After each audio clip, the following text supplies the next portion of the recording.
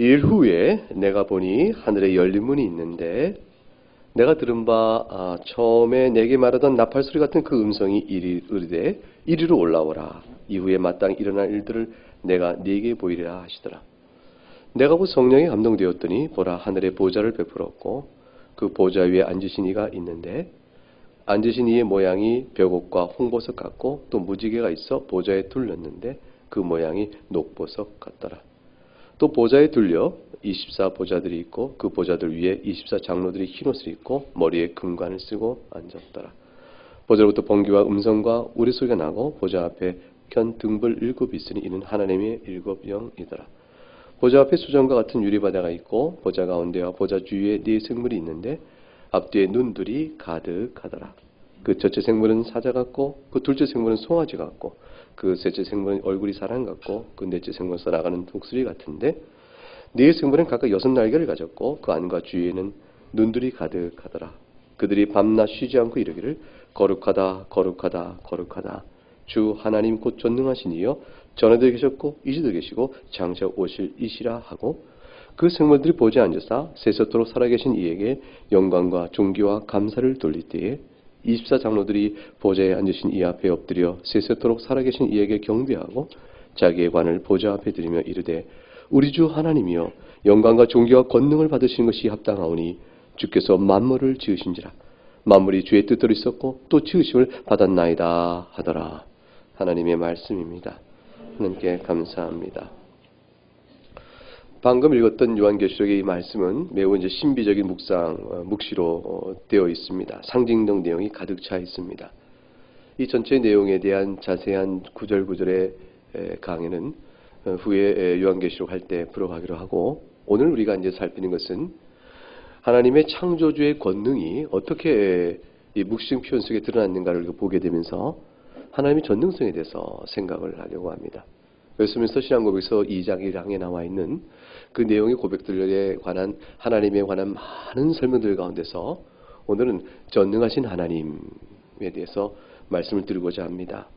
결국 하나님 만드신 모든 피조물들은 또 이 세상에 존재하는 모든 것들은 하나님이 계신 영적인 거처와 보좌 앞에서 8절에 이렇게 하나님께 영광을 돌립니다. 거룩하다 거룩하다 거룩하다 주 하나님 곧 전능하신 이여 전에도 계셨고 이제도 계시고 장차 오실이라 그랬습니다. 여긴 3가지 하나님의 속성이 합쳐져 있죠. 하나는 거룩성이요 하나는 전능성이요 하나는 영원성입니다. 결국 하나님에게서는 영원하신 하나님, 시간을 초월해 계신 하나님의 전능자 되심을 드러내시고 그분의 거룩성은 피조물과 존재가 구분되어지는 압도적인 영광은 우리에게 거룩이라는 말로 표현되어집니다. 그 거룩은 11절에 창조주의 권능이라 이렇게 이어집니다.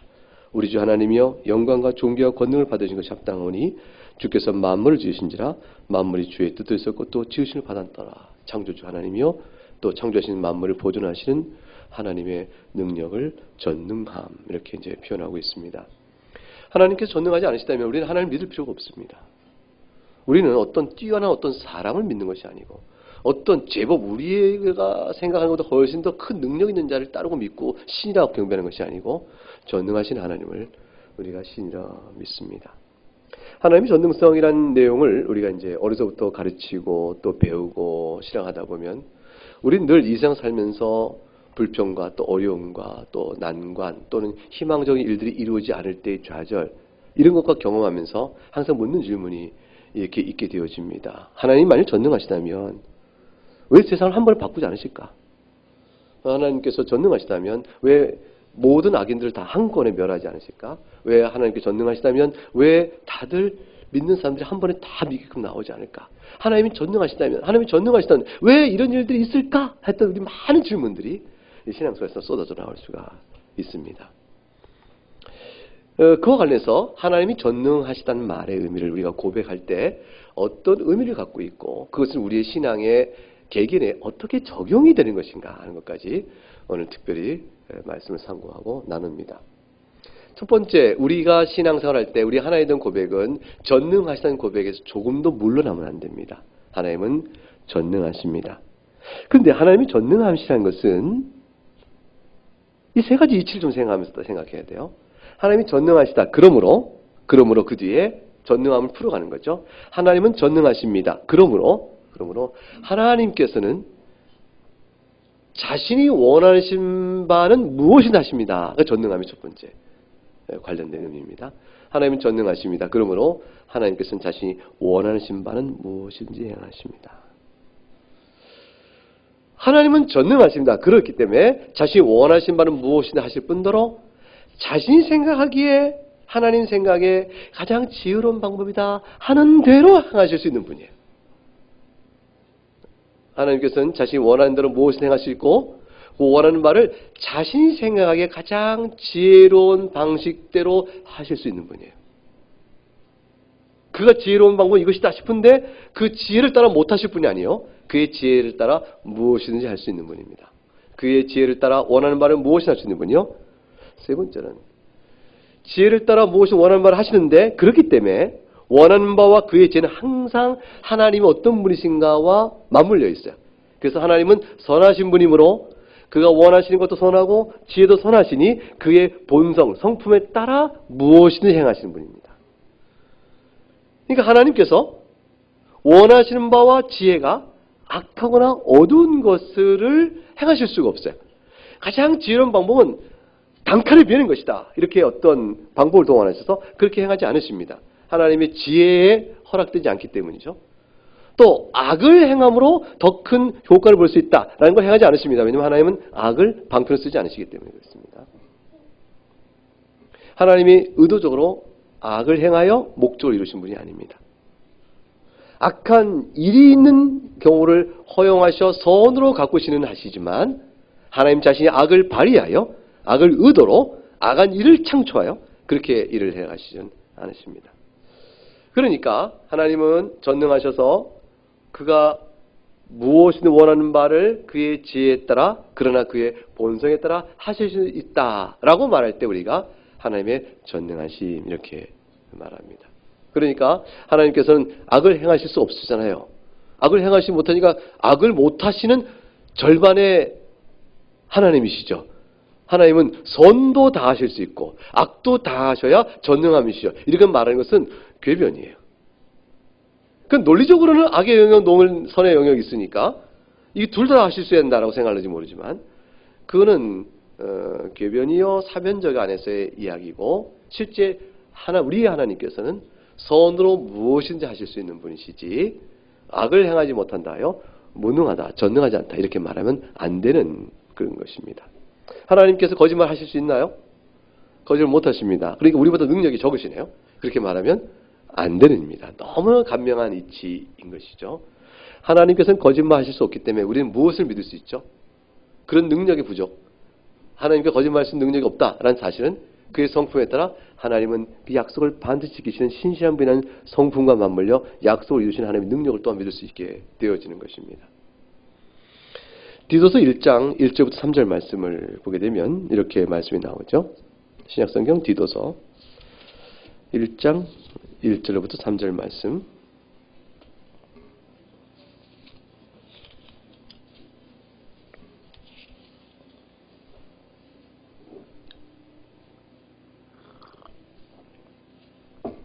같이 보겠습니다. 하나님의 종이요 예수 그리스도인 사도인 나 바울이 사도된 것은 하나님이 택하신 자들의 믿음과 경건함에 속한 진리의 지식과 영생의 소망을 위함이라. 이 영생은 거짓이 없으신 하나님이 영원전부터 약속하신 것인데 자기 때에 자기 말씀을 전도로 나타내셨으니 이 전도는 우리 구주 하나님이 명하신 대로 내게 맡기신 것이라. 이 주의 말씀 속에는 하나님의 신실하심이 들어있어요. 2절에 영생은 거짓이 없으시다. 영원주 약속하신 것이다. 그런데 이 거짓이 없으신 하나님이 약속하심을 이루시는 방법이 뭐죠? 3절에 보니까 자기 때에 자기 말씀을 전도로 나타내시고 전도로 내게 맡기셨다. 그러니까 하나님께서 신실하신 영생을 듣는 약속을 실현해 가시는 일을 바울을 불러 뭐예요? 전도하게 하시는 일을 통해서 행하신다. 그러면 생각해 보세요. 하나님께서는 무엇이든지 자신이 거짓이 없으시니까 자신의 지혜에 따라 무엇이든지 자기 성품에 신실하게 무엇을 할 수 있는 분이신데 무엇을 할 수 있는 분이 지금 누구를 통하여 그 무엇을 할 수 있는 능력을 나타내고 있습니까? 전도입니다. 바울을 사용하고 계신 것이죠. 하나님의 전능하심은 어떤 경우는 직접적인 역사를 하시는데 어떤 경우는 사람을 통해 하세요. 사람을 통해서 자신의 전능함을 이루어가세요. 그러니까 하나님께서 전능하시다는 것은 무엇이든지 자신의 초자연적 능동으로 직접적으로 한다라는 사실을 말하는 것이 아니고 하나님께서 사람을 방편을 쓰시던 하나님께 기적으로 직접 하시던 어떻게 하시든 하나님 마침내 그 뜻을 이루어내시는 능력을 종합적으로 말한다라고 볼 수가 있습니다. 그래서 우리는 이제 하나님의 전능하심과 관련해서 신학자들이 생각하는 두 가지 개념이 있어요. 하나님은 무엇이든 할 수 있죠? 라고 물으면 답은 뭡니까? 예. 그런데 제안은 뭐예요? 하나님의 본래 대신 하나님 되심에 어긋난 건 아니고요. 여기 제안되죠. 자, 그러면 하나님이 하나님 대신 어긋나는 것이 아니라면 무엇이든 할 수 있죠. 근데 거짓말 하시는 것은 못 하세요. 그런데 그런 하나님의 하나님 되신 성품과 그분에게 거룩과 영광에 어긋나는 일이 아니라 무엇이든 할 수 있죠. 이 말에 대해서 예가 답이에요. 그 예를 가리켜 뭐라고 하냐면 절대적 능력이라 그래요. 이 말은 뭐냐면 하나님이 전능생할 때 신학자들이 생각한 두 가지 개념인데 하나는 우리가 사변적으로 생각해 보게 되면 그 머리로 생각해 보게 되면 하나님은 무엇이든 할 수 있는 분이시다. 그런데 하지 않으신 게 있어요. 자, 이렇게 물어볼게요. 하나님은 우리가 아는 이 세상을 만드셨습니다. 맞죠? 엄청난 전능자의 능력을 나타내 보이신 거죠. 그런데 하나님은 이 세상을 왜 이렇게 만드셨을까요? 다시 말하면 왜 코가 아래로 구멍이 났을까요? 이게 뒤로 거꾸로 이렇게 구멍이 위로 나지 않았으면. 그럼 왜 그렇죠? 답이? 빗물이 들어갈까봐 답이잖아요. 아, 그럼 몰라요? 빗물이 들어갈까봐 하나님이 콧구멍을 아래로 두셨다. 이거는 거의 상식인데, 아주 제가 어릴 때부터 들었던 이야기인데, 그래서 하나님이 이렇게. 자, 하나님은 우리가 아는 이 세상들을 만드셨어요. 자, 그럼 물어보겠습니다. 우리가 아는 이 세상과 다른 세상을 만드실 수 있을까요? 없을까요? 있죠? 예, 있습니다. 그 세상은 우리가 날아다닐 수 있는 세상일 수 있어요. 이렇게. 우리가 새 모양으로 됐는데 말도 하는 세상을 만들 수 있을지 몰라요? 인상을 쓰세요. 아, 그런 세상이 있겠냐 이렇게.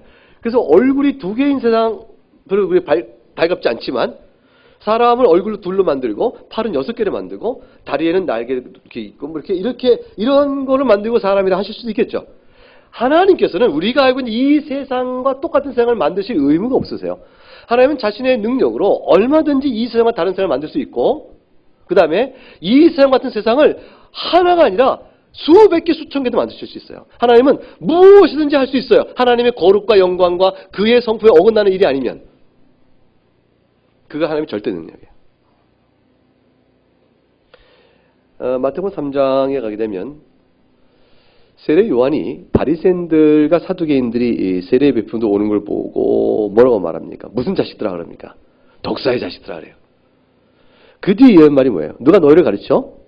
임박한 진노를 피하라 했느냐? 그러므로 회개에 합당한 열매를 맺고 속으로 아브라함이 우리 조상이라 하지 말라. 그 다음부터 무슨 말이에요? 내가 너에게 이르노니 하나님이 능히 뭘 가지고도 돌 가지고도 뭘 만들어요?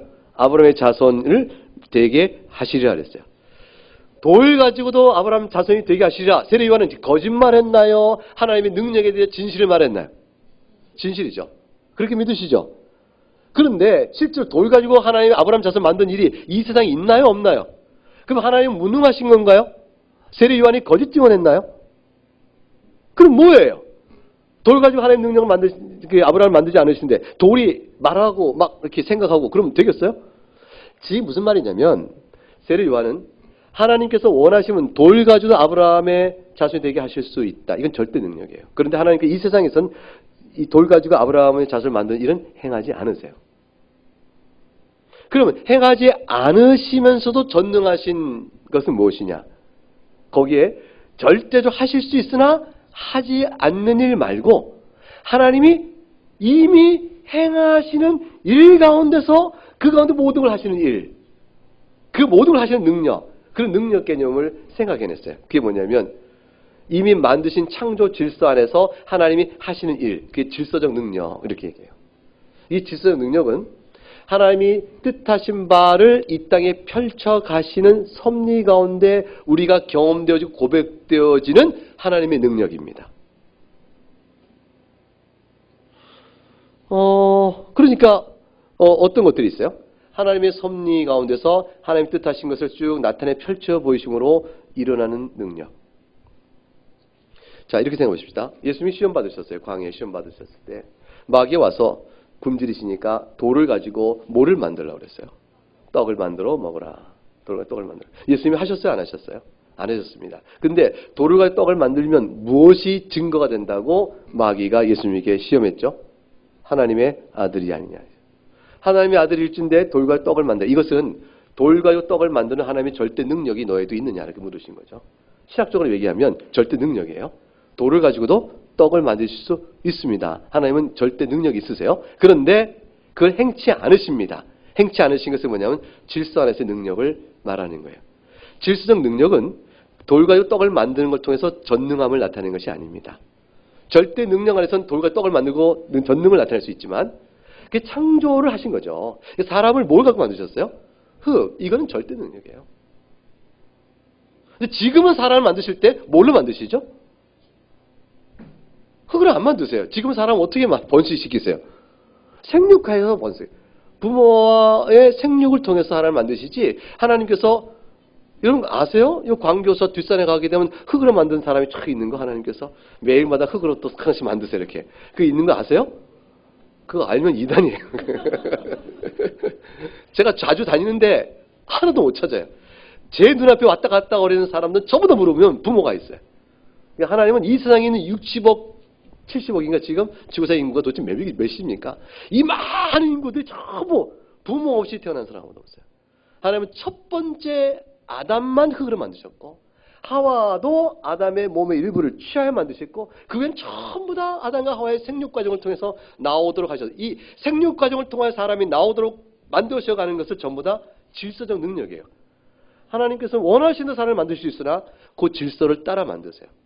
그러니까 돌을 가지고 떡을 만드는 것은 흙으로 사람을 만든 것처럼 얼마든지 절대적인 능력에서 할 수 있으나 그래서 하나님을 증명하라. 그렇죠. 예수님께서는 거부하십니다. 그리고 질서적 능력 안에서 만들지 않으시죠. 대려 말합니다. 사람이 떡으로만 사는 것이 아니라 그 시험 속에 나타나 있는 절대 능력의 과시로 하나님을 드러내라는 사실 앞에서 아니다 라고 말하고 질서 안에 그냥 계세요. 계시면서 사람이 떡으로만 사는 것이 아니요 하나님의 입에서 나오는 말씀을 산다라고 말씀했습니다. 하나님의 질서적 능력은 우리가 아는 세상 속에서 확인되어 가는 겁니다. 자, 비를 내리십니다. 그리고 계절이 바뀌면 잎이 나고 꽃이 핍니다. 하나님이 뭘 보죠 우리? 능력을 보죠. 이 우주 안에서 창조하시고 만드신 만물을 그냥 보존시키시는구나. 하나님의 능력을 보는 겁니다. 그래서 이 세상 만물 속에 하나님의 능력 보고 저를 보시면서 하나님의 능력이 보이십니까? 안 보이세요? 보이죠? 저를 보고 보신 하나님의 능력의 어떤 면들을 보셨어요? 자, 하나 말해보세요. 저를 보고 하나님께서는 참 능력이 있으시다. 1. 뭐 때문에? 뭘 보고?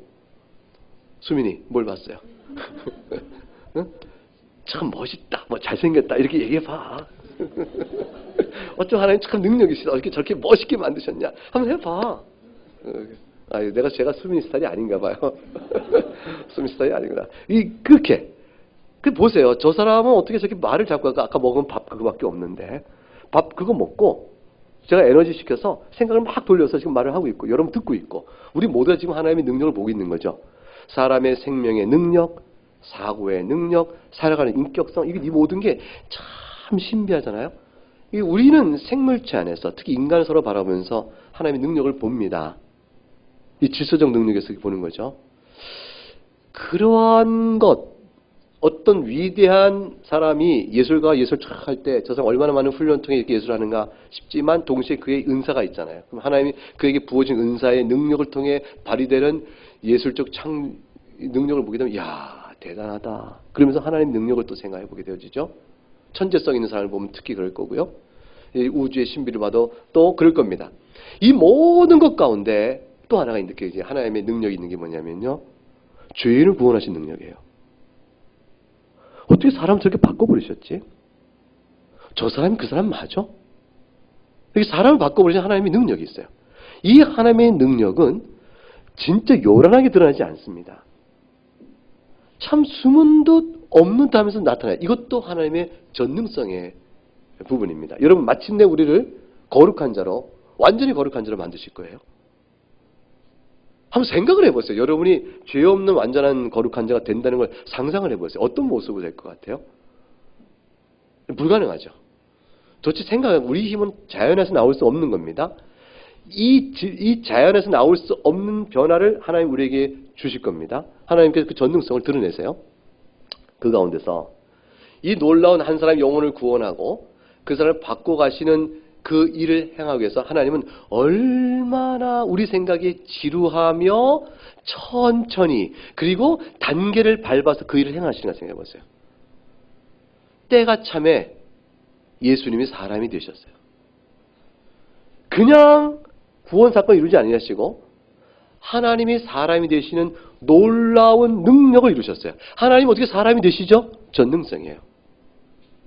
그 사람이 되신 예수님께서 한편으로는 완전한 하나님이시면서 신성에 따라서는 인성에 따른 완전한 사람으로 이 땅에서 마리아의 태중에서 자라나서 10개월 된 후에 출생하시고 출생을 후에 젖 먹고 컸어요. 오늘 소원이 왔는 70일 만에 왔는데 예수님은 그 70일 때가 있었다고요. 이렇게 자라신 거예요. 자라시면서 그 지루한 인간 생육의 발달의 과정을 다 겪으시면서 때가 되어 30세에 공생애를 시작하세요. 그 3년 만에 십자가에 돌아가시는 거죠. 그 모든 이 땅에 내려오는 비하와 순환과 수치와 죽음의 그 모든 걸 다 겪으시고 그래서 구속사역을 이루시고 승천하시는 거예요. 그런 다음에 다시 그리스도의 영으로 우리를 일깨우셔서 하나하나 그때그때마다 미련하고 더디 믿는 우리들을 변화시켜 예수 믿게 하심으로 모으셔서 교회를 이렇게 이루시는 거예요. 얼마나 더뎌요. 구원 역사가. 여러분이 하나님이라면 각각 어떻게 하실 거예요? 단칼에 그냥 한 번에 그냥 이렇게 쫙 이렇게 하고 싶잖아요. 싹 다 모여라 이렇게 해가지고 하나님 그렇게 안 하세요. 시간 역사 쫙 펼쳐서 천천히 이렇게 하세요. 십자가로 통해 나타난 하나님의 능력은 약하디 약하고 무능해 보이고 지혜가 없어 보이는 거예요. 그러나 하나님은 그렇게 전능한 능력을 실현해 가세요. 이게 구원과 관련된 질서적 능력입니다.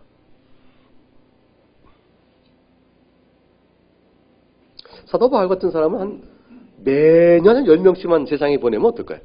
사도 바울 같은 사람만 만드셔가지고 근데 하나님 그렇게 안 하세요. 왜 사도 바울을 안 만드시는지 모르겠어요. 아니, 지금도 사도 바울 같은 사람이 있는지 모르죠. 선교제 각각 있고 또 우리나라도 다 있을지 모르겠습니다. 우리가 예전같이 안 봐서 그런지 우리가 인정을 못 해드린지 모르겠습니다. 이 사도들의 권능을 가진 무슨 종들을 막 각 나라마다 수백 명씩 보내면 전도가 빨리 되지 않을까요? 하나님 그렇게 안 하세요. 왜 그렇게 안 하실지 모르겠어요. 근데 그 하나님 무능성이 아닙니다. 하나님이 질서 안에 작정하신 뜻을 펼쳐가는 섭리를 통해 그 전능성이 드러납니다. 무슨 말이냐면 마침내 주의 뜻을 이루어 가시기 때문에 그래요.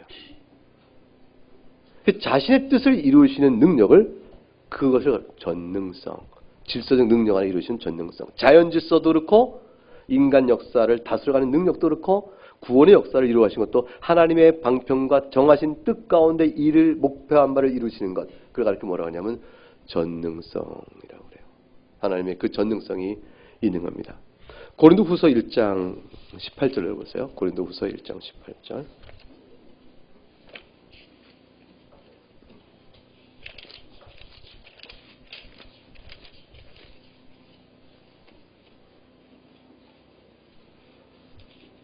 미안합니다. 고린도전서 1장 18절.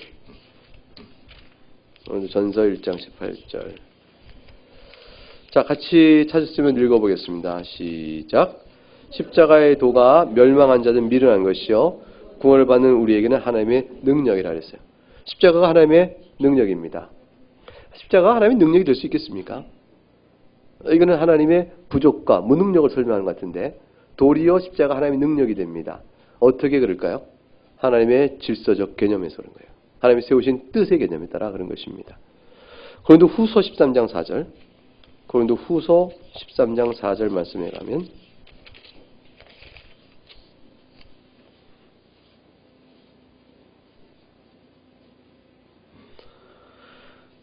같이 읽습니다. 그리스도께서 약하심으로 십자가에 못 박히셨으나 하나님의 능력으로 살아계시니 우리도 그 안에서 약하나 너희에게 대하여 하나님의 능력으로 그와 함께 살리라 그랬습니다. 그리스도께서는 약하심으로 하나님의 십자가 못 박히셨습니다. 그러니까 하나님의 능력이 가려지고 나타나지 않고 하나님의 무능정한 것 같습니다. 그런데 그의 부활을 통해서 십자가가 하나님의 능력이면 역설이 벌어지게 됩니다. 그리고 우리에 대해서도 하나님의 능력으로 역사하십니다. 그러니까 하나님께서 구원을 해나가시는 그 뜻에 따라 택한 자를 반드시 구원하시는 결과적 종말론적 마지막 자리에서 보게 되면 전부 하나님이 행하신 일이에요. 하나님의 능력의 영광이 나타나게 되어집니다. 자, 그러니까 전능하신 하나님께서 왜 악이 있게 하지? 왜 한 번에 구원하지 않으신 거지? 왜 한 번에 병자를 다 낫게 하지 않으실까? 예수님께서는 왜 예루살렘, 이스라엘 다니시면서 그 당시에 눈먼 소경 하나만 띄우셨을까? 이스라엘 전역의 모든 소경을 다 눈 떠주고 나니 전 세계 모든 사람을 다 눈 떠주면 얼마나 좋았을까? 그 많은 능력은 없기 때문에 하나만 하신 것일까? 이런 생각하실 수가 없는 거예요. 하나님께서 지금 왜 KBS 방송에 다 나타나서 죽은 자를 몇 명 모아다가 한 번에 쫙 살리도록 주의종 김병 목사를 보내가지고 시체를 모으라! 그래 놓고 그냥 시체 10명을 딱 모아놓으면 쫙 일어나라! 그러면 쫙 일어나면 그게 생방송 전 세계 되어지면 다 예수 안 믿을까요? 예수님을? 왜 그렇게 안 하실까? 그거 하나님의 절대 능력은 얼마든지 하실 수 있어요. 근데 작정하신 이 질서 안에서는 하나님 능력을 이렇게 행하지 않으신 겁니다. 그렇지만 하나님 무능력하신 게 아니에요. 택한 백성 다 구원하시는 것이죠. 우리가 생각할 때는 약한 방법일 수도 있고 능력 없는 같은 방법에도 하나님은 그걸 사용하여 그의 능력을 실현해 가십니다. 그러니까 뭐가 돼요? 하나님은 구원의 의미에서도 전능성이 드러난 겁니다. 내가 택한 자 하나도 잃어버리지 않겠다. 그건 뭐죠? 하나님의 전능성이에요. 그러니까 구원론적 의미의 전능성이라는 걸 좀 제가 계속 얘기하고 있는 거죠. 일반적 의미에서의 전능성 가운데 돌을 가지고 아브라함 후손을 만들 수 있는 것 그거 말고 만드신 질서 안에서 자연을 통치하신 능력 그거 말고 이제 구원론적 의미에서 영적으로 행하시는 하나님의 지혜로움에 따라 행하시는 능력 그것도 하나님의 전능성 안에 들어갑니다. 그것이 훨씬 우리에게 직접적이죠. 전 신학교 1학년 때 신대원 들어가서 1학년 때 설교를 준비하는데 무엇이 부족할까요? 설교 준비에. 말씀의 지식이 없는 거죠.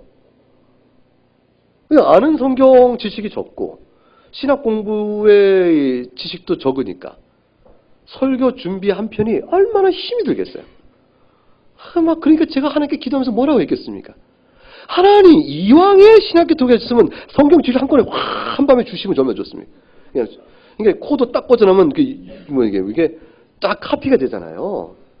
그것처럼 신학교 등록 입학 합격증 받을 때 USB 하나 딱 주셔가지고 딱 꽂으면 이게 착 성경 지식 들어오고 신학 지식이 딱 들어오게 하면 얼마나 좋습니까? 라는 식으로 기도는 아니고 그냥 생각만 해봤어요. 그런데 하나님이 안 주시죠. 왜냐하면 그것이 하나님이 정하신 질서 안에서의 능력의 행하심이 아닙니다.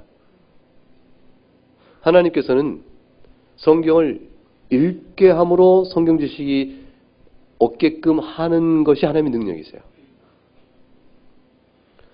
엎드려 기도하게 하심으로 기도에 응답하신 하나님을 경험케 하는 게 하나님의 능력이에요. 하나님께서 정하신 방편이 있어요. 그 방편대로 행하도록 하여 결실을 보게 하시는 것이 하나님의 능력입니다. 자, 그러면 묻겠습니다. 교회가 어떻게 부흥하죠? 교회가 어떻게 건전하고 강건한 교회가 되죠? 교회가 어떻게 은혜를 흡족히 누리죠? 이 질문에서는요, 하나님, 갑자기 예배 중에 우리 가운데 제 뒤에 이렇게 쫙 빛이 비치면서 여러분이 갑자기 설교하는 제 모습을 뒤에 통해서 천사를 본다면 여러분 전부 다 그다음부터는 뭐 난리 나겠죠? 막 난리 날 거 아니에요? 근데 그렇게 한 번도 안 하셨어요? 본 적 있으세요? 김재환 집사님 혹시 본 적 없어요? 제 뒤에 천사 뭐 본 적 없으십니까? 영화를 같이 했어요. 영화를. 이거 아니 근데 이게 진짜 어느 분은 목사님 간증을 하셨는데 그분은 그렇게 간증하시더라고요. 제가 본인이 이제 설교하는데 자기 집 천사가 2번 나타났다 평생 중에. 그 나는 못 봤으나 교인들은 봤다. 그래서 교인들이 천사를 내 뒤에 후광으로 쫙 비친 천사를 본 뒤로 자기 말을 잘 듣고 교인들이 목회가 참 수월했다. 그러면서 이제 뒤에 천사의 후광이 나타나도록 기도하시오. 그래서 그 영험하신 목사님이십니다. 제가 그러고 말았어요. 저는 그거보다는 소리로 하나님의 말씀을 만나면 좋겠습니다. 설교로 교인들이 하나님을 만나고 눈으로 보는 하나님 아니고 소리 귀로 듣고 믿음으로 하는 하나님을 만났으면 좋겠습니다. 저는 그걸 구하겠습니다. 이게 제 대답이었죠. 그래서 안 보이는지도 모르겠어요. 하나님께서 어떻게 교회를 건강하게 세우실까요? 우리가 건강한 교회를 주 앞에 구할 때 무엇으로 구할까요? 하나님 이미 답을 주셨어요. 뭐냐면 하나님의 말씀이 바르게 선포되면 된다. 그리스도의 복음이 성경을 통해서 역사하도록 선포되면 된다. 내가 한다. 그다음부터는 내가 정해주고 알려준 방법 아니냐. 이게 하나님이 알려준 방법이에요. 성례를 합법적으로 바르게 시행하라. 세례와 성찬을 주고 의미를 가르치기를 게을리하지 마라. 그리고 우리는 성찬식을 이렇게 한 겁니다. 하고 성찬식 때 성찬의 의미도 대유료문답을 통해서 읽고 그거 아니고 시간이 좀 줄어들 거 아니에요. 근데 읽고 한 주 전엔 또 읽고 이렇게 해서 계속 그 의미를 찾아갑니다. 하나님 주시는 은혜의 방편에 약속을 믿는 거죠. 우리는 이 방법이 지혜로운 방법일까? 더 나은 방법이지 않을까? 이렇게 생각할 수 있어요. 우리의 지혜에 따라 전능함을 나타내는 게 아니고 하나님은 지혜에 따라 전능하심을 나타내요. 하나님이 그걸 믿는 거죠, 우리가. 그래서 그렇게 일하십니다. 그러니까 하나님의 올바른 말씀의 선포, 합법적인 성례의 시행, 그리고 기도함으로 은혜를 교회가 누리는 겁니다. 그렇게 되면 나중에 교회의 표지가 잘 드러나서 말씀 선포와 성례와 건징이라는 교회 표지도 역사할 수가 있게 됩니다. 그럼 교회가 안전하고 건강하며 교회 회원 중에 하나님의 은혜를 거짓되이 고백하는 자가 거의 없는 그러한 상당히 튼실한 교회가 될 수가 있겠죠. 하나님은 그렇게 교회를 세워가요. 자기 교회를 그렇게 세워가세요. 그리스도께서 무능하신 게 아니에요. 그러니까 거기가 어떻게 보면 하나님의 능력이 거꾸로 보면 우리를 통해 사용하시기 때문에 우리의 무능성에 따라서 하나님의 능력이 제한받는 것처럼 보여요. 거꾸로. 그럴 정도예요. 하나님은 그럴 정도로 질서대로 그 일을 이루어가십니다. 로마서 4장 17절 22절 볼까요? 로마서 4장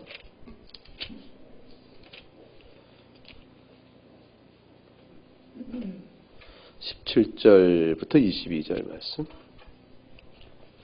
한 절씩 나누어 읽겠습니다. 기록된 바 내가 너를 많은 민족의 조상으로 세웠다 하신 것 같으니 그가 믿은 바 하나님은 죽은 자를 살리시며 없는 것을 있는 것으로 부르시는 이시니라. 아브라함이 바랄 수 없는 중에 바라고 믿었으니 이는 내 후손이 이같으리라 하신 말씀대로 많은 민족의 조상이 되게 하심이라. 그가 백선화되어 자기 몸이 죽은 것 같고 살아있다가 죽은 것 같음을 알고도 믿음이 약하여지지 아니하고 믿음이 없어 하나님의 약속을 의심하지 않고 믿음으로 견고해져서 하나님께 영광을 돌리며 21절 22절 같이 읽습니다. 약속하신 것을 또한 능히 이루실 줄을 확신하였으니 그러므로 그것이 그에게 의로 여겨졌느니라. 아브라함에게 많은 민족의 조상이 되게 했다고 약속하셨습니다. 그런데 많은 민족의 조상이 된 약속을 주시고 난 뒤에 아브라함이 얻은 아들은 백살이 되어 누구 하나 얻었습니까? 이삭 하나를 덜렁 얻습니다. 이것이 하나님의 무능성을 설명하는 거 아닐까요?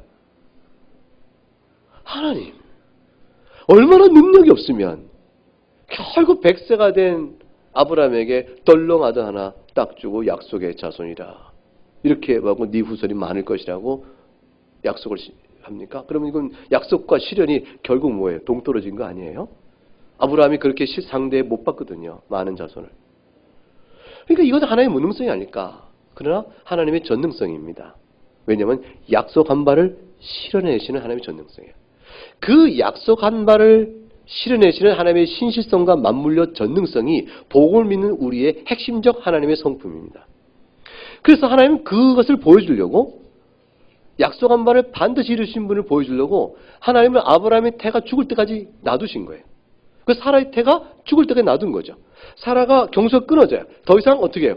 태를 잉태할 수가 없는 때까지 놔두십니다. 놔두고 아브라함의 아들 하나 딱 주십니다. 그러면 약속을 지키시는 신실함이 드러났고, 그리고 뭐예요? 있을 수 없는 가운데, 바랄 수 없는 가운데 자녀를 주심으로 하나님이 뭘 나타냈어요? 능력을 나타내셨어요. 이거는 합쳐서 뭐냐면 하나님은 뜻하신 바를 이루신다, 약속을 이루신다는 하나님의 전능성을 보이신 겁니다. 우리에게 똑같은 것이에요. 그거에 따라 예수님께서 과연 오시거든요. 2000년을 기다리잖아요.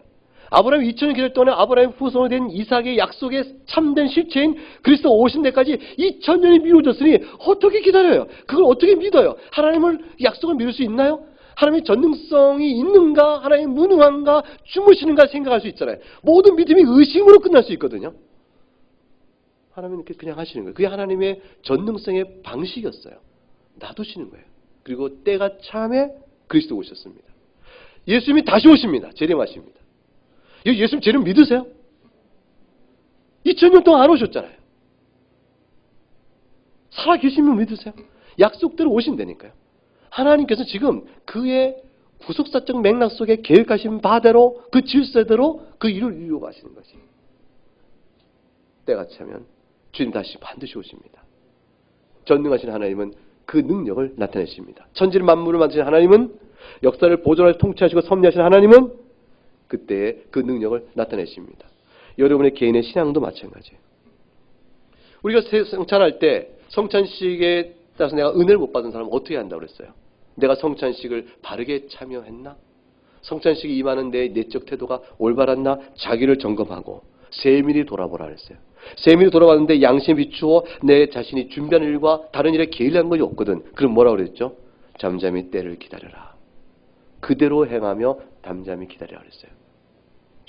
우리에게 있어서 내 마음의 뜨거움과 하나님의 사랑과 순종과 회개와 성결과 또 영적 부흥의 그 기쁨들을 난 갖기를 원할 때, 내가 인생에 살아가는 삶이 너무 노곤하고 지쳐, 내 몸이 아파 병들어 있으니까 영적 화기를 갖기 어려워요. 내가 직장에서 너무 스트레스가 강해요. 영적 화기를 갖기 어려워요. 가정에 너무 문제가 있어요. 영적 화기를 갖기 어려워요. 이 모든 상황 속에서 하나님 저는 언제까지입니까? 라고 물을 때 하나님 주신 방편대로 말씀을 경청히 듣고 기도하며 주의 은혜를 구하면서 때를 기다리면 주님이 그 마음을 만져주세요. 은혜를 부어주세요. 어쩌면 여러분 가운데 몇몇 분들은 나그네 교회에 온 것이 응답일지 몰라요.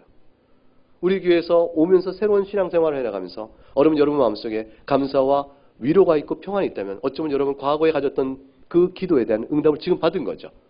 우리는 그렇게 받아가요. 단계적으로 항상 그렇습니다.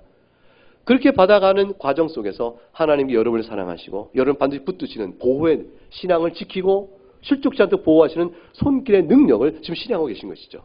마침내 여러분이 인생을 다 살고 낙원에 이르게 될 때, 아니면 주님께서 내려오실 때, 주님이 다시 오시거나 우리를 본향으로 부르실 그 어느 때든간지 그때가 되어지면 우리 같은 죄인을 죽음에서 건지시고 마침내 복된 하나님의 나라에 그 백성 삼으신 하나님의 뭐죠? 전능하심을 찬양하게 될 겁니다. 그 전능하심을 이루시기 위해서 얼마나 오랫동안 지루하고 오랜 기간을 하나님이 그 단계적, 질서적 과정을 거쳐오시는 걸 생각하면서 말이죠. 하나님 지금도 전능하신 하나님께서 우리 가운데 살아계셔 역사하고 계신 겁니다. 그 일이 오늘의 이 자리에 있게 한 것, 그 은총입니다. 이 말씀으로 앞으로도 살아가는 동안에 하나님의 전능하심을 굳게 믿으시고 끝까지 믿음 안에 잘 승리할 수 있기를 주의 이름으로 축복합니다. 찬송하겠습니다.